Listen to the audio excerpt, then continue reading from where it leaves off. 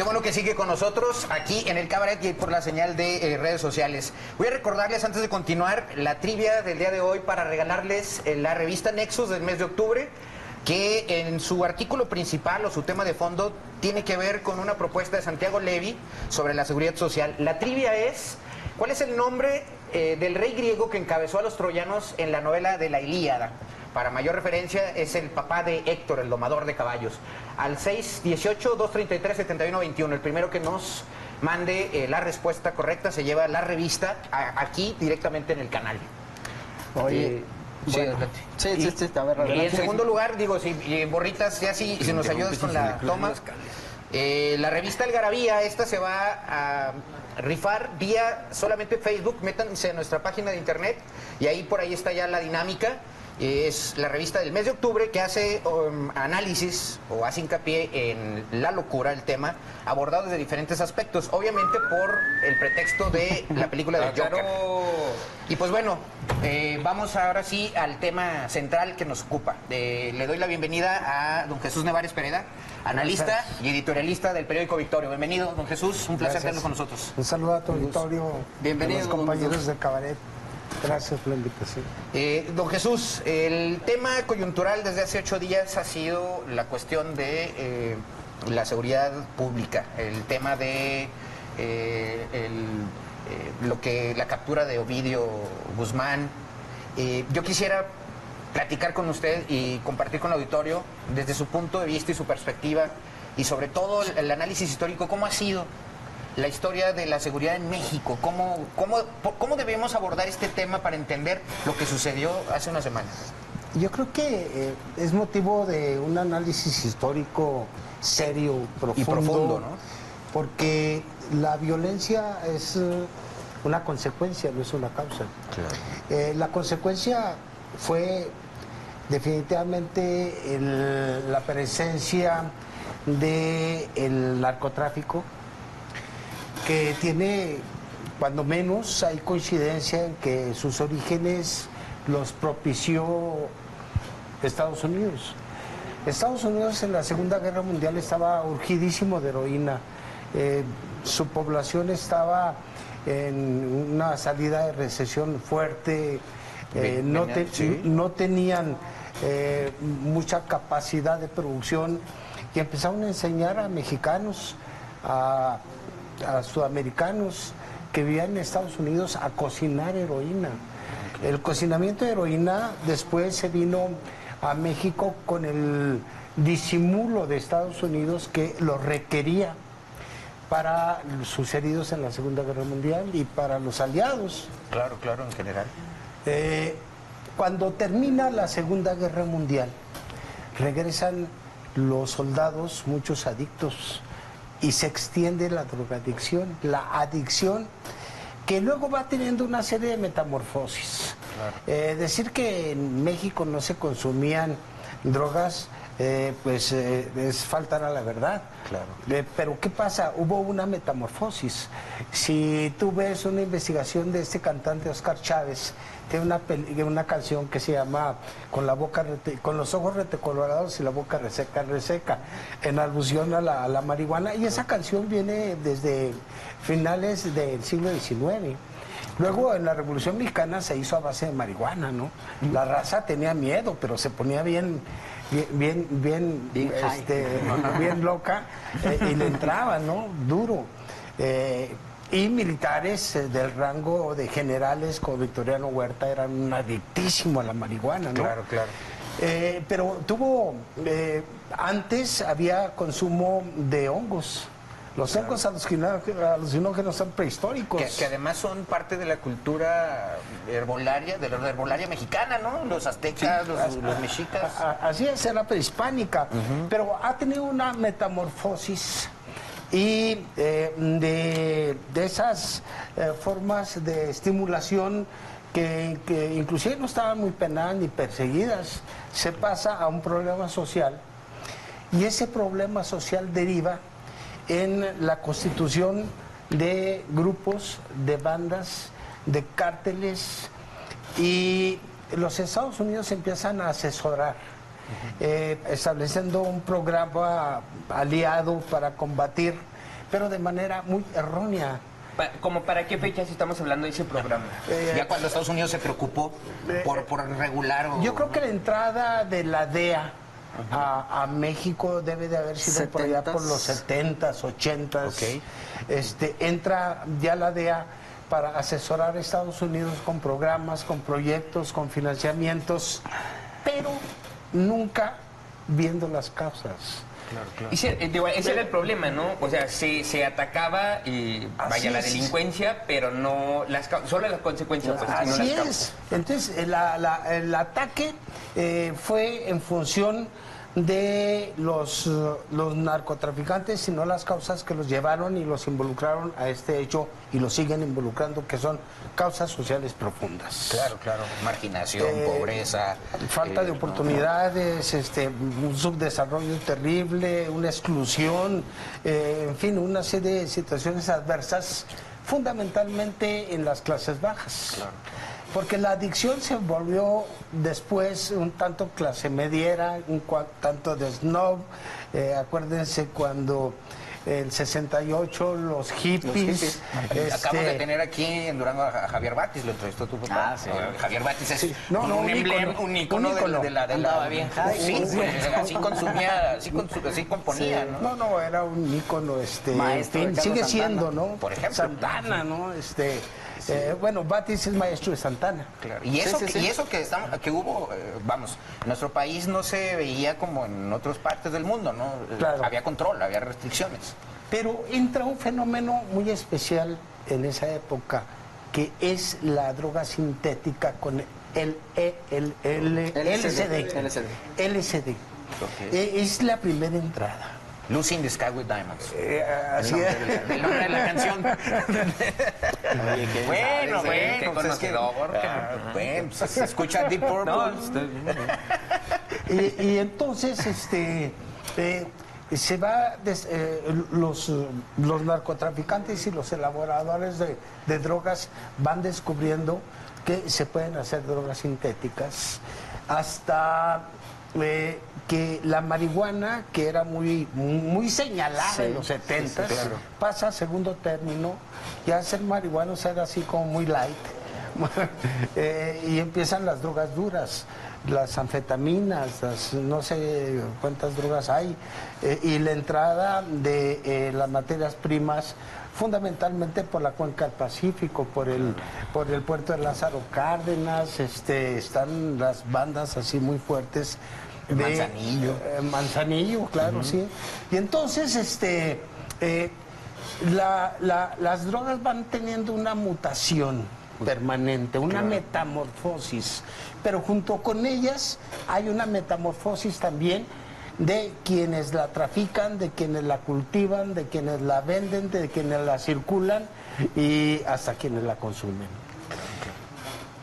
Se van constituyendo unas empresas enormes, unas empresas poderosísimas, y en esa metamorfosis ya se vinculan hasta militares. Acuérdense de aquel general, el general Rubio, me parece, no me acuerdo, señor, que lo metieron a la cárcel por ser un enlace y pertenecer a los delincuentes, a los narcotraficantes. Y empieza a haber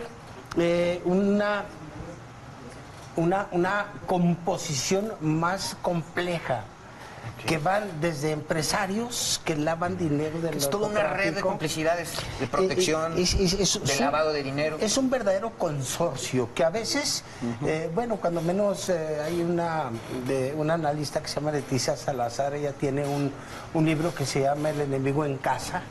Y ella sostiene que en el caso de que el Mayo Zambada, de que el Chapo Guzmán, de que, bueno, esos son los mediáticos.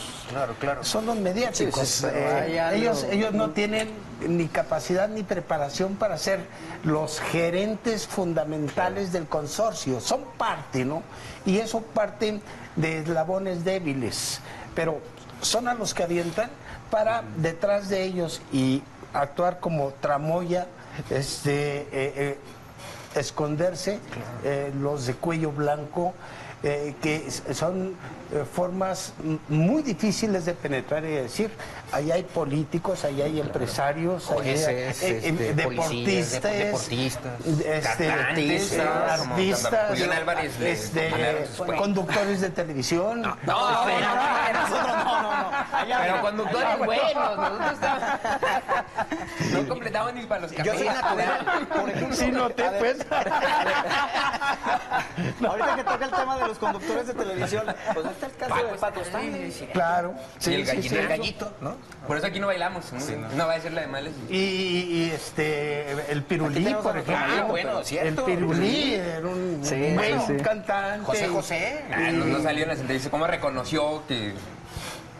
Sí, que un amigo va y le ofrece cocaína, ¿no?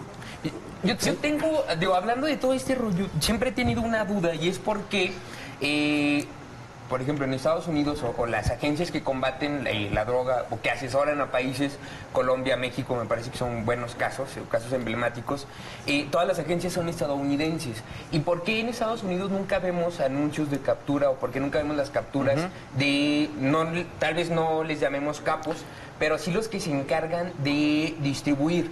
Porque, o sea, siempre hablamos de, acusan a mexicanos o colombianos, o sea, a latinoamericanos. Los bad hombres. Exacto, de ser los que llevan la droga a los Estados Unidos y los que la distribuyen. Pero no funcionaría ya si no hubiera personas encargadas de coordinar, o sea, ser una especie de gerentes, ¿no? Y simple y sencillamente ahí están los de la DEA. O sea, que son los es el principales mercado. infiltrados. ¿Qué pasaría si se suspendiera la venta de la droga en Nueva York 15 días? No, pues imagínese. Una semana. Habría un caos terrible. Bienvenido el Joker, ¿no? En las calles, Sí. ¿no? Pues eso pasaría. Ahora, ¿qué es lo que está pasando en Estados Unidos? Están haciendo su propio negocio sin necesidad de acudir ya a otros países. Claro, Acuérdense que la marihuana no solamente ya tiene gran cultivo, gran calidad, sino que un número importante de estados ya está legalizando su... Sí, y con ello se cuida la seguridad nacional para proteger de una u otra manera a quienes están dentro de las mafias estadounidenses. Y ellos tienen negocios tan fuertes como el pasar armas a México. Pues si son ellos, si son... Bueno, es una de sus principales industrias, las armas, por ejemplo. La industria del nunca han podido arma, con la industria la asociación del bélica, cuando Estados Unidos está en crisis fuertes, ¿qué hace? Provoca una guerra. Provoca una guerra. Interviene para vender en armas, Sudamérica, ¿sí? interviene en Medio Oriente, interviene en Europa, en Asia. Y le vende a unos y le vende a otros, y en fin. Claro. Pero yo siento que hay una doble moral en Estados Unidos. sí, no, una sí. absoluta doble moral. Y yo me atrevería a decir palo que- para Latinoamérica, sí, y cierto disimulo para nuestro país. Yo me ¿no? atrevería a decir que hay todavía más corrupción en Estados Unidos que aquí en México. Sí, claro. A ver, ¿qué es lo que pasa también? Que la inteligencia que tienen, pues es una inteligencia que se aplica para otros y no para ellos. ¿A poco no pueden detectar cuál es la ingeniería económica financiera de esos grupos? Por favor, Bueno, hombre, si por Forbes favor. saca el ranking en donde el Chapo Guzmán es uno de los hombres fue más que en ricos, 2000. como en el 2006, 2007 me parece, fue cuando lo empezaron a rankear. ¿Cómo es posible que sepan qué cantidad tiene y lo pongan en uno de los peldaños de hombres más ricos del mundo y si no saben dónde están? Pues es una empresa. O sea, Claro. Y entonces, en esa estrategia de apoyo de la DEA, se orientaron a que el gobierno mexicano se confrontara y descabezara en primera instancia. Pero más por cuestiones mediáticas, ¿no? Vámonos contra las cabezas, Paz. Y eso les significaba tener una imagen de que estaban logrando objetivos. Pero no estaban logrando absolutamente nada, porque crecía Era el una simulación, consumo, ¿no? Era una simulación. crecía el consumo, crecía todo. Y entonces se dieron cuenta de que ya habían cometido un grave error, porque por cada cabeza que tumbaban se hacían más grupos, es decir, se atomizó y se diversificó. que es otro de los grandes problemas que tiene la lucha contra la delincuencia, porque ya dejaron no solamente de vender drogas, es decir, no solamente les bastó vender drogas, sino los grupos pequeños iban constituyendo y le entraban desde a las películas piratas, a la extorsión, trata de blancas, a la trata de blancas, a la pornografía infantil, o sea, se constituyeron en un monstruo terrible, propiciado desde mi punto de vista por una pésima asesoría estratégica de Estados Unidos, que nunca se metió a causas sociales y fue generando un verdadero monstruo que en este momento pues estamos en una herencia maldita, ¿no? ¿Qué tanto se podrá avanzar? Imposible predecir una situación de esta naturaleza, pero lo que sucedió en Culiacán, en mi opinión, y bueno, de hoy escribe eso Jorge Fernández Mier, que es un acucioso periodista en esta materia, pues dice, es que en Culiacán es algo inédito, porque en Culiacán ya empezaron a amenazar a la sociedad civil, a escudarse en la sociedad civil, a ponerla de blanco en la sociedad civil. Eso no lo tenía previsto. Nunca se había... A ver, entonces, Andrés Manuel culpa a los sexenios pasados. La oposición culpa a Andrés Manuel. Sí. ¿Usted culparía al gobierno de Estados Unidos, por así decirlo? Yo digo que Estados Unidos originó, sí, pero ahorita, en este momento, hay dos opiniones, ¿no? Hay la opinión de que respalda las decisiones del presidente y está la opinión del que no están de acuerdo. Claro. Son dos opiniones que están en el foro de la discusión, pero son normales. Es decir, López Obrador siempre va a tener una oposición. Lamentablemente no es una oposición institucionalizada. Claro, claro. Y está organizada, ¿no? No es una oposición partidaria, ¿no? Para mí es una tragedia lo que está pasando en materia política en México. Don Jesús, si nos permite, vámonos rápido a un corte. ¿Un comentario? ¿O comentarios? Sí, a ver, si nos aquí... preparas tú. No, bueno, es que estaba ya la... Los desfavorables no los leas. Mire, cuando nos tiran nos bloqueamos. Dice don Miguel Ángel Vargas, a quien le mandamos saludos. Dice, buen programa, excelente invitado y conductores de primer nivel. Muchas gracias. También está Leo, ¿por qué no lo mencionó también aquí? Bueno, de primer nivel y Leo. Y Leo, okay. Sí. Es Jorge Fernández Menéndez, el periodista mencionado por Andrés. Sí, dije mierda, ¿verdad? Sí, muy cierto. Y Juan Ayala dice, saludos muchachos, gusto en verlos, me gusta el programa. Gracias, Juana. Gracias. Y a todos los que nos están mandando sus mensajes, después del corte los leemos. Voy a leer algunos WhatsApps. Dice, antes se plaqueaban, con el tema del primer bloque, antes se plaqueaban las bicicletas tipo turismo. No sé si todavía. Y no, pues ya no, ¿verdad? Ahí no, dice que yo sepa, no sabe. Dice que yo sepa, no creo. Dice lo que ya no. Pues porque yo tengo desde hace años, desde hace 25 años bici y nunca me han dicho, oiga, plaquela o algo, ¿no? Oye. ¿Sí circulas con casco? Sí. Con casco, su rodillera. Sí. Antes no, pero ahora sí. No, las rodilleras las utiliza para otra cosa. Oye, bueno, buenas noches. Sí. Quisiera saber qué pasa con la autoridad competente, ya que se han presentado 7 quejas y se extienden números de folios por los perros que perjudican en vía pública en tercer privada de Tule del fraccionamiento La Forestal. Quien amedrenta a que echan fuera los perros es el presidente de la Casa Unión Ganadera. Dice que si todos los echan a la calle, la autoridad no les hace nada. Por favor, que la autoridad resuelva y sancione a quien deba sancionar. Saludos y gracias. Entonces no es autoridad competente, ¿no? Es autoridad incompetente. No, de hecho, o sea, desde el momento en que dijo de la autoridad competente, supe que no era un mensaje en este país. O sea, okay. Aquí no, ¿en donde en Holanda? Sí, claro. Priamo es la respuesta correcta y Eric, ¿qué es? Eric Alex es el ganador del libro. Que venga aquí a Canal 12. Y dice, también los sonapafos, chocolatos y sin placas son los que más infringen el reglamento vial y cada día hay más. No quiero decir estoy de acuerdo. Tenemos un conductor que mi moto no es yo no hablo de tu moto. Yo no hablo de tu moto. Motocicleta, Arturo Cervantes también, y todos los de aquí del canal conducen motocicleta con placas. Oye, Y contamina menos que tu camioneta, por cierto. Sí, con diésel. Oye, Agamenón, respuesta a la trivia, ¿no? Ya la dijimos. No, Agamenón es el de los griegos. Ok. Es el papá de aquí, no, de aquí, ¿no? perdón, No, ya dijimos. si quieres, es el esposo de Helena, que es el que hace la guerra a Príamo. Dice, se llama el rey griego, se llama igual Agamenón, el rey de Grecia. Luchó contra Príamo. De Iliada y la Odisea de Homero. A ver, dice aquí, recuerdo hace 6 años, el primer mes de gobierno de Peña, AMLO y sus morenos. No creo, porque todavía ni existía el partido Morena, pero bueno. Bueno, no, pero ok. Pues el séquito de Andrés Manuel. Sí. Bueno, los seguidores fanáticos de Andrés Manuel. ¡Ay! Pepe Mil, ¿cómo te extraño? ¿Qué le va a Pepe Mil?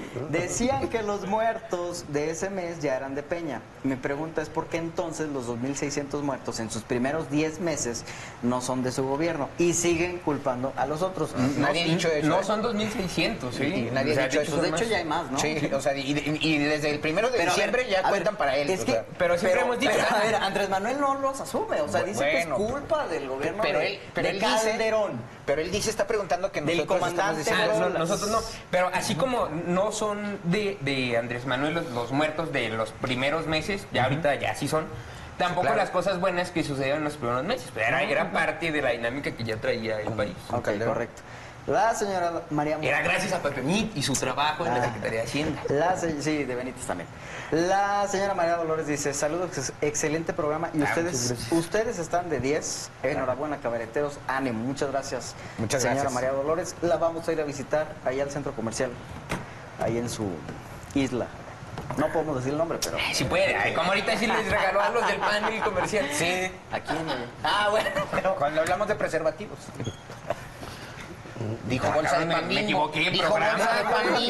No vine yo a ese programa. Ay, don Chuy, nos da tanta pena. Sí, No, pero usted ya lo conocía, ¿no? A mí me da más, pero me aguanto. No, ya lo comprometimos, ¿verdad? No sea Penny. No sea Penny. No se cree. De verdad, discúlpelo. Dice Ezequiel Rocha Gómez, ya último mensaje que leo. Buenas tardes, excelente programa con el invitado, el licenciado Jesús. No soy licenciado, pero gracias. La verdad es un lujo tenerlo aquí con nosotros. Y bueno, ahora sí, ya último, les prometo. Le atinaron al invitado, buen programa. Atentamente, el ingeniero Ruiz. Gracias. Gracias, ingeniero Ruiz. Gracias. ¿En qué nos quedamos, Leo? Continuando rápidamente, hacemos un recuento de la historia que nos platica. Pero hay un punto de inflexión desde mi punto de vista, don Jesús. En el 85, el asesinato de Kiki Camarena. ¿Cómo cambia la relación y cómo cambia el partido? O sea, ¿cómo se da ese punto de inflexión en la relación México-Estados Unidos y el papel de la DEA con respecto a los gobiernos mexicanos? Es muy interesante ese momento. El control de la droga lo tenían gentes que son íconos dentro de la delincuencia y cometieron el error de haber asesinado a un agente de la DEA. Pero también hubo desde mi punto de vista, había un desgaste ya de ellos. Es decir, las bandas delictivas pueden tener a una gente que va destacando, pero llega un momento en que a ellos tampoco les conviene. Claro. ¿Por qué? Porque ya se convierte en un elemento de que el hostigamiento hacia él se les convierte también en hostigamiento para todo el grupo. ¿Estamos hablando de Caro Quintero? ¿Estamos hablando de quién ahí? Era Fonseca Amador, era Caro Quintero, era el Güero Palma, era ¿quién más? Miguel Ángel Gallardo surge de... Miguel Ángel Gallardo era un tipazo, ¿no? En Sinaloa era la gente con mucho más personalidad y que era el enlace con gente de los militares, del gobierno, en fin.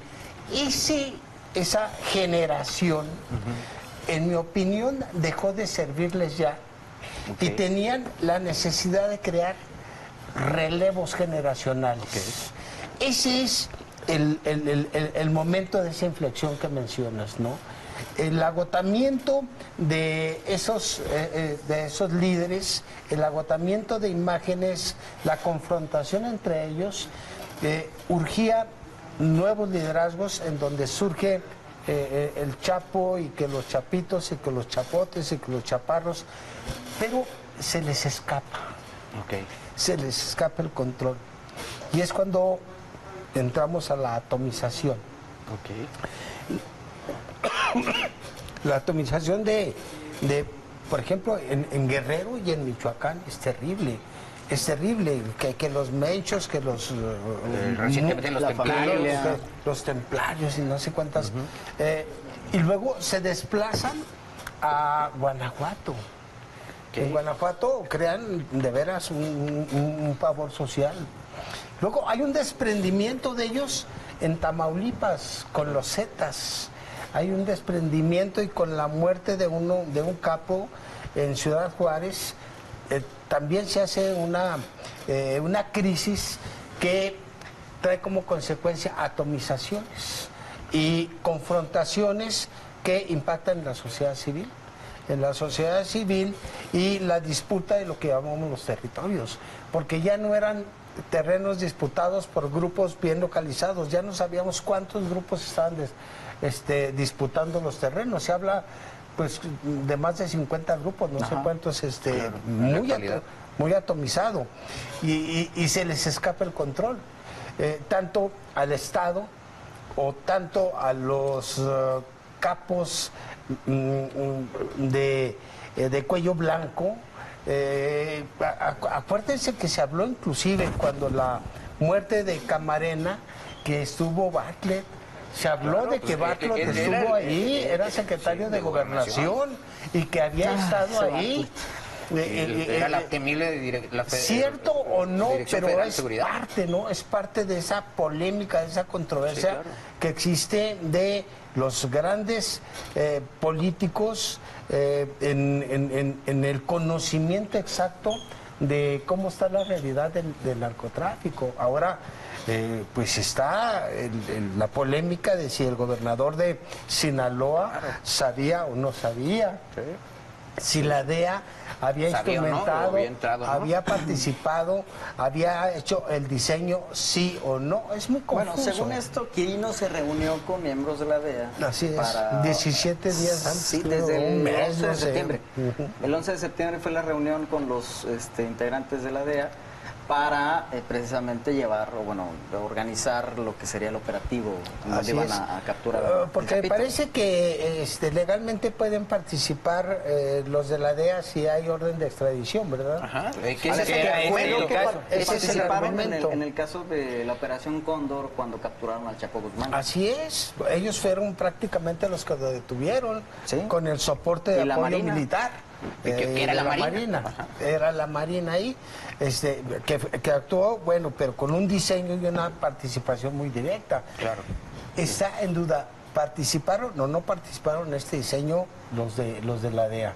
Pues a mí se me hace que fue un diseño tan elemental, tan poco meditado, pues que no sé si no tiene la mano de la DEA, ¿no? Yo no veo mucho la mano de la DEA, yo veo un error local. De improvisación terrible. De improvisación terrible.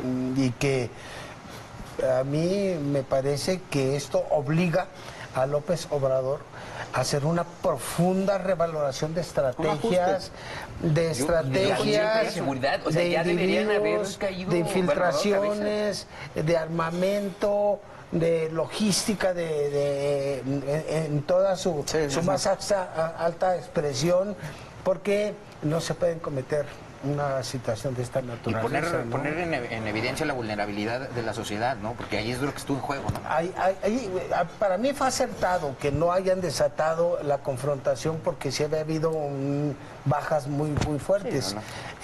Fue acertado, pero fue producto de un error. Producto de un error. O sea, se equivocaron, acertaron en quitarle el cerco o entregar a este a este muchacho, a Ovidio, Sí, sí, evitaron una situación catastrófica, pero eso no quiere decir que no deban de revisar todo. Y que se vaya a olvidar, ¿no? A ver, por ejemplo, Andrés Manuel al entrar al gobierno dice que a los primeros 100 días iba a haber una disminución de los índices de violencia, Claro. de inseguridad de nuestro país. Después se va más allá a medio año, 6 meses. Pasa este asunto de Culiacán el 17 de este mes y bueno, yo ahí preguntaría, o sea, debería de haber un ajuste, pero sí, o sea, despedir o por lo menos que renuncie Durazo, ¿no? O sea, que fue el que llevó a cabo este operativo. Yo veo las renuncias un tanto ociosas, pero creo que por vergüenza... que tiene que ajustar, ¿no? Por vergüenza Pero, pues, personal si no le está debería hacerlo él. funcionando, bueno, pues hay que Dice cambiar, que, ¿no? pues que no están obligados a renunciar. ¿Cómo no? Claro que sí están Sí, sí, obligados. sí. Por pero, vergüenza personal, como usted dice. pero a mí me parece que López Obrador comete un error, que es ponerse fechas fatales. Sí, para esto no hay fechas, es cierto. No se puede poner tiene fechas fatales. Si para la construcción de un puente no se pueden poner fechas fatales. Él y los puentes No, bueno, ¿qué tan lejos? No, bueno, y es presidente nacional de Y por infraestructura. ponerse fechas cabrón. fatales, se les cayó uno por allá en Canatlán. Sí. No, le digo, o sea, Salazar Moncayo y los puentes no se llevan, ¿eh? Es un error. Y eso evidencia que no tenía una visión clara de cómo estaba Sí, claro. el peso específico de la violencia. Y él, por ejemplo, no ha renunciado, o sea, Ni va a haber cambios. Ni por vergüenza, ni por... Oiga, don Jesús, en ese sentido, ¿qué opina de las contradicciones? Porque López Obrador se ha estado contradiciendo una y otra vez, hoy otra vez. Sí. Que sí se supo antes. Sí. No, que sí supo después. No, bueno, que no le avisaron. que Bueno. no se mueva una hoja si Entonces, no tiene la ahí, orden ¿qué de... opina de ese? de Andrés Manuel? Mira, toda contradicción puede tener dos interpretaciones. Una, el no reconocimiento de la debilidad, Claro. ¿sí? O el desconocimiento informativo. Es decir, si a mí, yo acepto que conozco de eso, puedo poner en debilidad mi investidura y entonces busco una salida. Claro. ¿Sí? O la otra, no tengo la suficiente información, pero para no evidenciar a mis secretarios, a mi gabinete, busco una salida. Yo creo que tiene dos vertientes fundamentales, ¿sí? El proteger un gabinete, el no evidenciarse y el buscar salidas que se le revierten. Pero tenemos una gran ventaja para todos los que cometen errores, que al otro día se nos olvidan. Sí. Al otro día se a eso nos está apelando. olvida. A ver, don Chuy. Al tercer día ya se olvidó todo lo que pasó antier. ¿Por qué? Porque la velocidad de los acontecimientos es tal que no te permite estar dando seguimiento si no te quedas atrás, ¿eh? A ver, don te Chuy, quedas atrás. ¿Y a dónde vamos a parar? Tenemos ya un minuto, pero ¿a dónde vamos a parar? ¿Qué sigue con este, pues no guerra contra el narcotráfico, porque no es de Andrés Una estrategia Manuel, de seguridad, pero esta quiero decir. estrategia pues, fallida, que no hay estrategia, por así decirlo? ¿Qué es lo que sigue? Bueno, esperar que el gobierno federal retome la experiencia y reencauce con más inteligencia, vaya. Porque ya lo dijo, quiere ir, o esta sea, va situación. por Ovidio. Pero otra vez es estar al tema de la DEA, lo que hemos discutido ahorita, ¿no? Sí, ahora cabezas, no es el objetivo. cuando le preguntan, oiga, ¿y va a seguir, va a capturar Ovidio? Claro que sí, pues no modo que diga que no, si es un delincuente, tiene la obligación de hacerlo, a él y a todos los demás. Pero yo creo que, como usted, pienso que tiene que recapitular, la estrategia tiene que rehacerse. Sí. Y recuperar los principios de la crítica que había sido a la estrategia de Calderón y Peña, A ver, del ejército en calles, ¿no? ¿Qué siento que espera la ciudadanía? Yo no tengo coche, yo ando en camión, en taxi y me siento en las plazuelas a platicar con los viejitos y la gente. ¿Qué es lo que espera la gente?